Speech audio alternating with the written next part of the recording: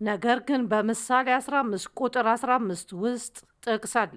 በአዲሱ መደበኛ ትርጉም ውስጥ እንዲህ ይላል፣ የድሆችና የተጨነቁ ቀናት ሁሉ ክፎች ናቸው። በጭንቀትና ግምቶች እዚህ አለ ልክ።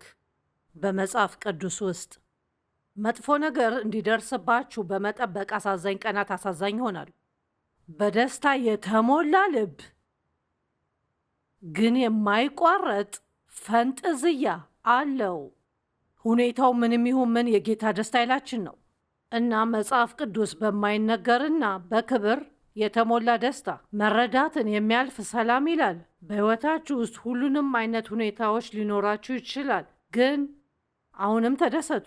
ባላችሁበትና በምትሄዱበት መንገድ ሁሉ ተደሰቱ። ሕይወቱ በትክክል እናንተ እንዲሆን በምትፈልጉት መንገድ ሕይወታችሁ እየሄደ ላይሆን ይችላል ሁላችንም። ነገር ግን ወደ መድረሻው ለመድረስ በጣም በመጓጓት በጉዞ አለመደሰት የለብንም።